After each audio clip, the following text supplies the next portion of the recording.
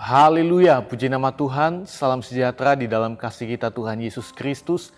Salam jumpa lagi dalam Renungan 79, keluarga jemaat GPDI El Shaddai Magelang. Tuhan berkati kita semua. Saya mengajak, mari terus alami pembaruan di dalam Tuhan setiap hari dengan merenungkan firman Tuhan menggunakan 365 hari yang mengubahkan hidup Anda. Saya percaya lihat firman Tuhan dan begitu banyak yang diperbarui di dalam setiap kehidupan kita. Saya beri tema firman Tuhan dalam Renungan 79, mujizat dalam Yesus. Kita melihat di dalam Injil Lukas 5 ayat 1, saya baca ayat 1 sampai ayat yang ke-6. Pada suatu kali Yesus berdiri di pantai danau Genesaret, sedang orang banyak mengurumuni dia, hendak mendengarkan firman Allah. Ia melihat dua perahu di tepi pantai, nelayan-nelayannya telah turun dan sedang membasuh jalannya. Ia naik ke dalam salah satu perahu itu, yaitu perahu Simon, dan menyuruh dia supaya menolakkan perahunya sedikit jauh dari pantai. Lalu ia duduk dan mengajar orang banyak dari atas perahu. Setelah selesai berbicara, ia berkata kepada Simon, "Bertolaklah ke tempat yang dalam dan tebarkanlah jalamu untuk menangkap ikan." Simon menjawab, "Guru, telah sepanjang malam kami bekerja keras dan kami tidak menangkap apa-apa. Tetapi karena engkau menyuruhnya, aku akan menebarkan jala juga." Dan setelah mereka melakukannya, mereka menangkap sejumlah besar ikan, sehingga jala mereka mulai koyak. Kalau kita mengobservasi perikop ini, peristiwa ini, siapa saja yang terlibat dalam peristiwa ini? Ada Yesus, ada Simon, juga ada Yakobus dan Yohanes, anak-anak Zebedeus disebutkan di dalam ayat-ayat seterusnya. Nah, apa peristiwa ini? Peristiwa ini kita bisa lihat di mana Yesus mengajar orang banyak dari dalam perahu. Dan bagaimana Simon mengalami mujizat Tuhan. Dia bisa menangkap ikan yang sangat banyak. Ya, kita tahu bersama bahwa Simon telah melakukan itu sepanjang malam dan dia tidak menangkap apa-apa. Ya. Dan peristiwa ini terjadi di pantai Danau Genesaret. Terjadi pada siang hari. Ya. Puji nama Tuhan. Kita menginterpretasi perikop ini. Makna apa saja yang kita bisa temukan di dalam peristiwa ini. Saya menemukan dua makna. Yang pertama, perkataan Yesus berkuasa. Firman Tuhan itu berkuasa. Di dalam Injil Lukas 5 ayat 4 dan ayat 6, sekali lagi saya baca firman Tuhan. Setelah selesai berbicara, ia berkata kepada Simon, "Bertolaklah ke tempat yang dalam dan tebarkanlah jalamu untuk menangkap ikan." Dan setelah mereka melakukannya, mereka menangkap sejumlah besar ikan sehingga jala mereka mulai koyak. Kita lihat mengapa perkataan Yesus itu berkuasa.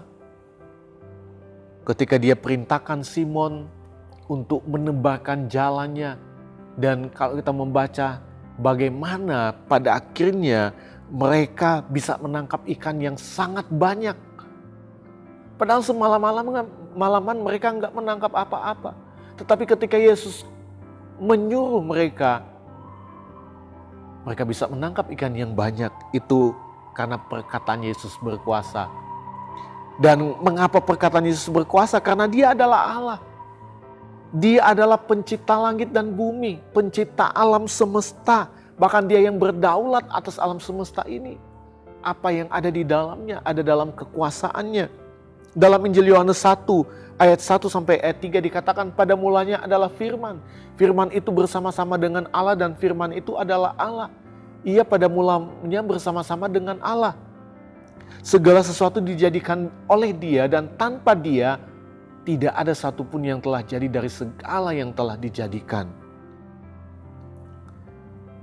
Itu sebabnya kalau kita melihat di dalam Kejadian juga, dalam kitab Kejadian, dari hari pertama sampai hari yang ke-6. Hari ke-7 Yesus beristirahat, tapi dari hari pertama sampai hari yang ke-6 bagaimana dia menciptakan itu hanya dari perkataan. Berfirmanlah Allah. Jadi sungguh luar biasa perkataan Yesus. Firman Allah juga katakan, firman yang keluar dari mulutnya itu tidak akan pernah kembali dengan sia-sia. Itu akan membawa dampak, itu akan bekerja. Karena apa? Karena Dia adalah Allah yang berkuasa. Hanya dengan perkataannya semuanya telah dijadikan. Nah, kalau Yesus adalah Allah, Dia adalah pencipta alam semesta, adakah yang mustahil bagi Dia? Injil Lukas 1 ayat 37 katakan, sebab bagi Allah tidak ada yang mustahil. Itu sebabnya sebagai orang percaya kita mengatakan gak ada yang mustahil bagi Allah. Itu firman Allah. Kenapa? Karena Dia Allah yang berkuasa. Dia Allah yang menjadikan segala sesuatu hanya dengan perkataannya. Jadi pernyataan ini dari ayat ini membuktikan bahwa tidak ada sesuatu pun yang tidak dapat Allah kerjakan dalam kehidupan manusia. Karena Dia adalah Allah yang ajaib dan setiap perbuatan-perbuatannya ajaib. Dia sanggup melakukan mujizat. Dia sanggup membuat hal-hal yang tidak mungkin menjadi mungkin. Yang mustahil bagi manusia. Tidak ada yang mustahil bagi Tuhan. Makna yang kedua yang saya temukan di sini adalah ketaatan melakukan perintah Yesus adalah bukti iman yang benar. Ketaatan melakukan firman Tuhan itu adalah iman yang benar. Simon melakukan perintah Yesus. Dia mengikuti perkataan Yesus. Ini adalah bukti iman yang benar dari Simon. Di dalam ayat yang kelima, Simon menjawab, Guru, telah sepanjang malam kami bekerja keras dan kami tidak menangkap apa-apa. Tetapi karena Engkau menyuruhnya, aku akan menebarkan jala juga.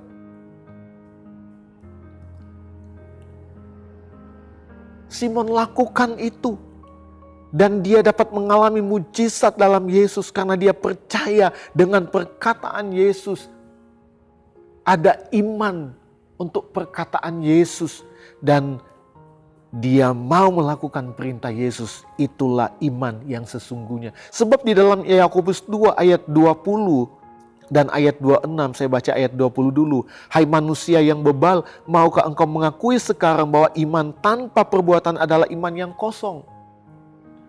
Di ayat ini dikatakan iman tanpa perbuatan adalah iman yang kosong. Di ayat 26, sebab seperti tubuh tanpa roh adalah mati, demikian juga lah iman tanpa perbuatan adalah mati.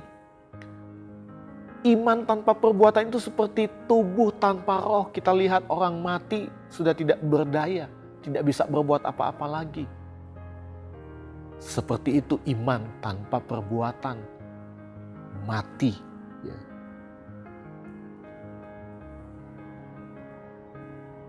Jadi kita mau belajar dari makna firman Tuhan saat ini.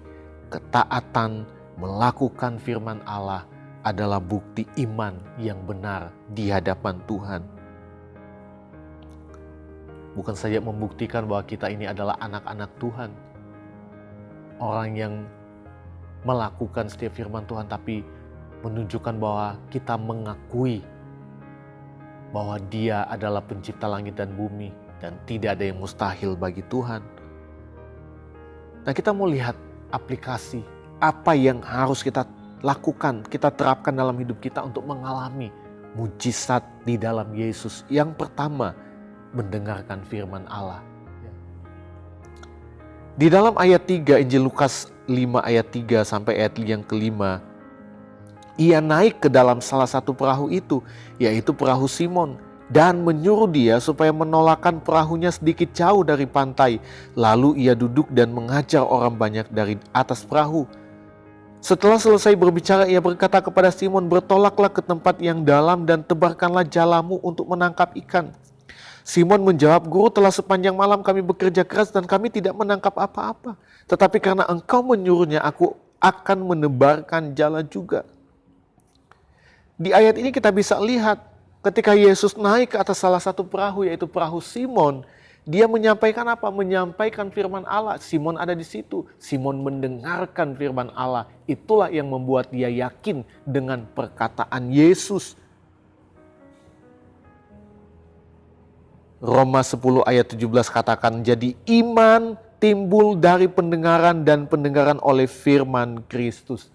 Ya. mendengarkan firman Allah, itu akan membawa kita kepada iman yang terus bertumbuh di dalam Tuhan. Dan yang kedua, taat melakukan firman Allah. Simon tidak mengandalkan pengalamannya sebagai nelayan yang profesional, tetapi dia lebih memilih untuk taat melakukan perintah Yesus. Dia bisa saja melawan karena dia nelayan yang udah profesional. Tetapi dia memilih untuk taat melakukan perintah Yesus. Simon menjawab, "Guru, telah sepanjang malam kami bekerja keras dan kami tidak menangkap apa-apa. Tetapi karena Engkau menyuruhnya, aku akan menebarkan jalan juga." Dalam salinan lain dikatakan, "Tetapi karena perkataanmu, tetapi karena firman-Mu, aku akan melakukannya." Bapak, Ibu, Saudara yang diberkati Tuhan, memilih untuk taat pada firman Tuhan adalah iman yang benar di hadapan Tuhan. Itulah iman yang disertai dengan perbuatan, melakukan apa yang Tuhan mau kita lakukan. Kalau Tuhan mau kita harus berdoa, ya kita harus berdoa. Itu yang menjadi perintah Tuhan. Untuk apa? Untuk membawa kita menjadi umat Tuhan yang dewasa dan mengalami setiap pertolongan Tuhan. Dan supaya kita juga tidak hanya menjadi jemaat Tuhan yang ikut Tuhan karena mujizat, enggak. Tapi bagaimana kita bisa menghargai setiap perbuatan Tuhan yang besar di dalam hidup kita. Pilih untuk taat pada firman Tuhan. Lakukan apa yang Tuhan mau kita lakukan. Tuhan suruh kita berdoa, berdoa. Tuhan suruh kita untuk beribadah, beribadah. Itulah yang akan membawa kita kepada apa? Iman yang sanggup mengalami mujizat Tuhan. Taat melakukan firman Tuhan itu adalah kuncinya. Itulah iman yang benar di hadapan Tuhan. Itulah iman untuk kita bisa mengalami mujizat di dalam Yesus. Kita sudah belajar saat ini bagaimana Simon, sahabat-sahabat yang bisa mengalami mujizat Tuhan. Itu karena mereka memiliki iman yang benar di hadapan Tuhan. Puji nama Tuhan, Tuhan Yesus memberkati kita semua. Terima kasih Bapak, Ibu, Saudara-saudari yang telah mengikuti Renungan 79. Kiranya setiap renungan yang sudah kita dengar dapat menjadi berkat bagi kita semua. Dan bagi Bapak, Ibu, Saudara-saudari yang ingin doakan untuk pokok doa tertentu, mau menceritakan kesaksian, baik mujizat kesembuhan, pemulihan masalah, keluarga, dan lain-lain dapat disalurkan melalui chat dalam WhatsApp di 081327420088. Tuhan Yesus memberkati kita semua. Mari kita berdoa. Segala pujian, syukur, hormat, dan kemuliaan hanya bagi Engkau, Tuhan yang baik, Tuhan yang bertahta di dalam kerajaan sorga. Kami percaya Engkau adalah Allah pencipta langit dan bumi. Engkaulah Tuhan yang benar, Engkaulah yang berdaulat atas hidup kami. Dan oleh sebab itu, perkataan-Mu adalah perkataan yang berkuasa. Kami mengamenkan segala sesuatu Engkau jadikan hanya oleh firman-Mu, hanya oleh perkataan yang keluar dari mulut-Mu. Itu sebabnya Tuhan, kami percaya Tuhan, bahwa Engkau sanggup melakukan segala sesuatu yang mustahil bagi manusia, tetapi bagi Tuhan tidak ada yang mustahil. Sebabnya Tuhan, biarlah kami menjadi umat Tuhan yang terus bertumbuh di dalam iman kami. Iman yang disertai dengan ketaatan kami untuk melakukan setiap kebenaran firman-Mu. Karena itulah iman yang benar, sehingga kami mengalami mujizat di dalam-Mu dan menjadi jemaat yang dewasa, jemaat yang terus terarah kepada Kristus sebagai kepala gereja. Terima kasih Bapa yang baik, terima kasih Tuhan Yesus. Engkau ya Tuhan yang membuat pelita keluarga jemaat GPDI El Shaddai Magelang bercahaya. Tuhan Allahku menyinari kegelapan. Di dalam nama Tuhan Yesus Kristus kami berdoa. Haleluya. Amin.